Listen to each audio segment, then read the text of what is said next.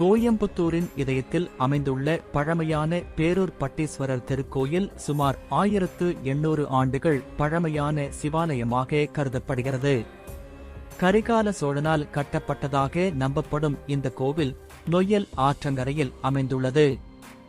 இந்த கோவிலின் மிகப்பெரிய அதிசயம் கனக சபை.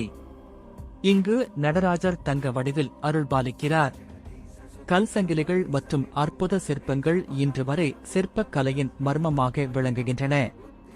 பட்டீஸ்வரர் லிங்கத்தில் காமதேனு பசுவின் குழம்பு தடம் இருப்பதாக பக்தர்கள் நம்புகின்றனர். இதுவே இந்த தலத்தின் முக்கிய புராண மர்மமாகும். மேலும் இந்த கோவிலில் இரவா பனை மற்றும் பிறவா புலி எனும் 2 ஸ்தல விருட்சங்கள் உள்ளன.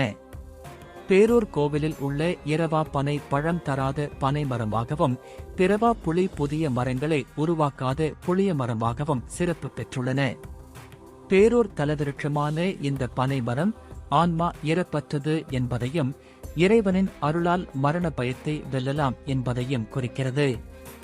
இந்த புளிய மரம் இறைவனை அடைந்தவருக்கு மீண்டும் பிறவி இல்லை, மோட்சம் கிடைக்கும் என்ற தத்துவத்தை உணர்த்துகிறது. பேரூர் கோவிலின் தலவிருட்சங்களான இரவா பனை மற்றும் பிறவா புலி ஆன்மாவிற்கு இறப்பு இல்லை, இறைவனை அடைந்தால் மறுபிறவியும் இல்லை என்ற ஆழமான சைவ தத்துவத்தை எடுத்துரைக்கின்றன. இவை பிறவி சுழற்சியிலிருந்து விடுதலை கிடைக்கும் என்பதை குறிக்கின்றன. சிவபெருமான் ஆனந்த தாண்டவம் ஆடிய புனித தலங்களில் ஒன்றாகவும் பேரூர் பட்டீஸ்வரர் கோவில் போற்றப்படுகிறது. அதனால் இதற்கு மேலை சிதம்பரம் என்ற சிறப்பு பெயரும் உண்டு.